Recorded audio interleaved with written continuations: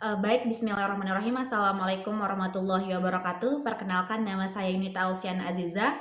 Di sini saya akan mempresentasikan terkait materi yang berjudul aktualisasi akhlak dalam kehidupan sehari-hari, yang dimana submateri yang akan saya bawakan terkait tentang macam-macam akhlak, dan yang kedua yaitu tentang faktor-faktor yang mempengaruhi akhlak tersebut. Yang pertama yaitu macam-macam akhlak. Kita mengetahui bahwa Allah Subhanahu wa Ta'ala telah menciptakan segala sesuatu itu secara berpasang-pasangan. Ada yang baik, ada yang tidak baik, ada yang buruk, dan bahkan ada juga yang baik dari yang buruk tersebut. Nah, sehingga di mana akhlak pun juga demikian. Allah memberikan kita pemahaman, Allah memberikan kita pengetahuan untuk mengetahui mana akhlak yang sepatutnya kita lakukan dan mana akhlak yang sepantasnya untuk kita hindarkan. Yang pertama yaitu akhlak yang baik, yaitu akhlak yang terpuji, yang biasa kita sebut dengan akhlakul mahmudah. Nah, akhlakul mahmudah ini adalah sifat atau tindakan yang memang sudah semestinya Allah Subhanahu wa Ta'ala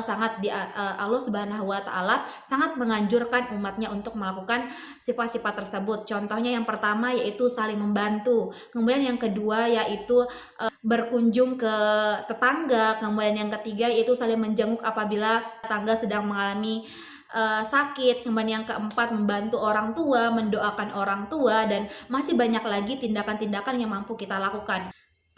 Kemudian yang kedua yaitu akhlakul mazmumah, yaitu akhlak yang tercela, yang dimana Allah Subhanahu wa Ta'ala sangat tidak menyukai apabila hamba-hambanya melakukan hal-hal tersebut, yang dimana akhlak yang tercela tersebut bisa kita lihat contohnya. Yang pertama menggunjing, kemudian yang kedua yaitu mengadu domba, kemudian yang ketiga tidak membantu sesama, kemudian yang keempat tidak peduli terhadap lingkungan, kemudian kepada orang tua, bahkan kepada orang-orang terdekat kita.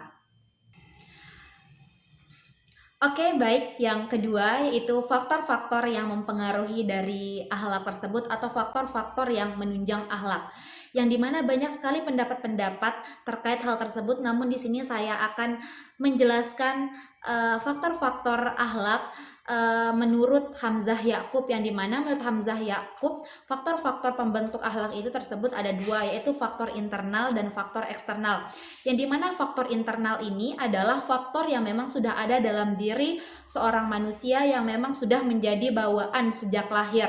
Nah, yang dimana faktor internal ini yang pertama adalah kebiasaan, yang dimana kebiasaan adalah hal-hal yang memang sudah sering dilakukan atau habitually oleh setiap manusia tersebut.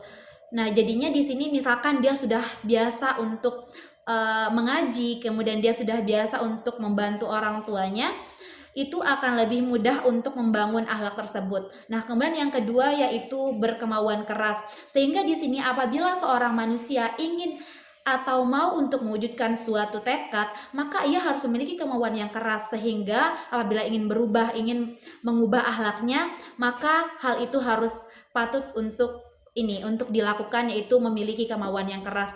Nah, dan kemudian yang ketiga yaitu keturunan.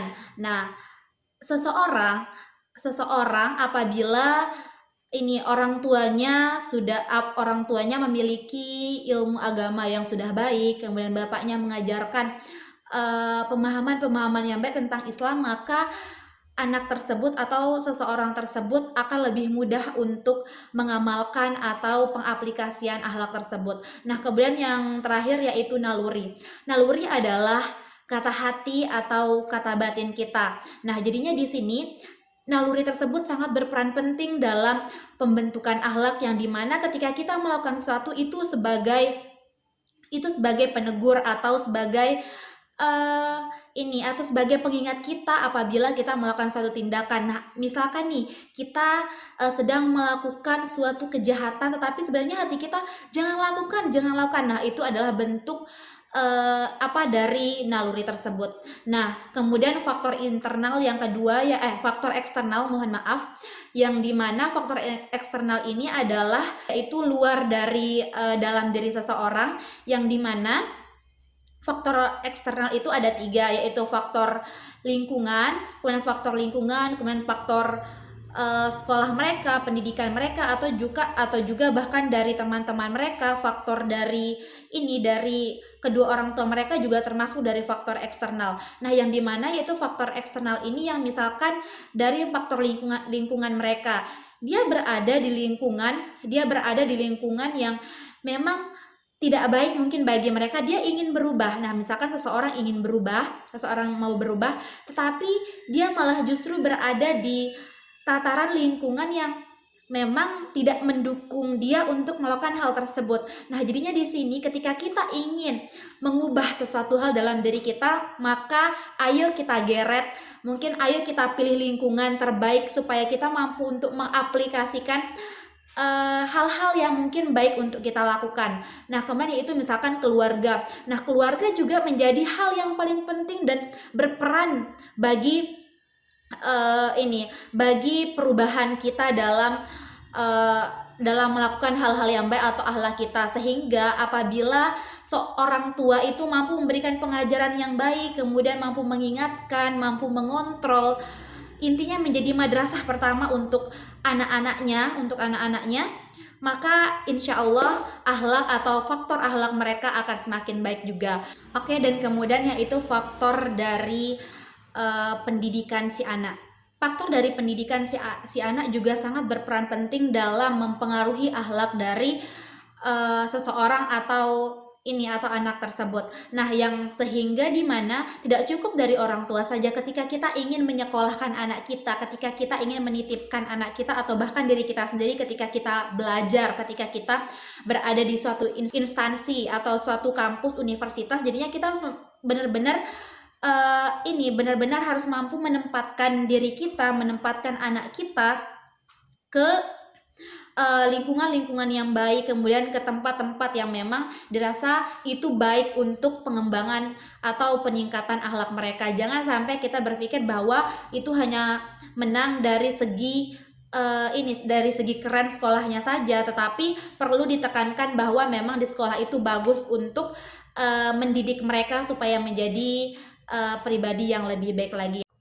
Oke, baik, jadinya buat seluruh teman-teman, buat kita sendiri harus tahu bagaimana akhlak-akhlak yang memang seharusnya kita lakukan, akhlak yang seharusnya kita hindari sebagai umat muslim yang memang mencintai agama kita sendiri. Nah, sehingga di sini kita harus tahu mungkin faktor-faktor yang memang mendasar dan mempengaruhi dari pembentukan akhlak yang baik ya. Dan kalau menurut saya pribadi bahwa jika kita ingin memiliki akhlak yang baik, maka cari lingkungan terbaik, kemudian cari teman-teman, kemudian cari keluarga yang memang mampu memberikan kita kebiasaan atau untuk membentuk akhlak kita agar lebih baik lagi. Terima kasih, semoga bermanfaat terhadap presentasi yang saya lakukan. Mohon maaf kalau ada kesalahan. Wabillahi taufiq wal hidayah. Wassalamualaikum warahmatullahi wabarakatuh.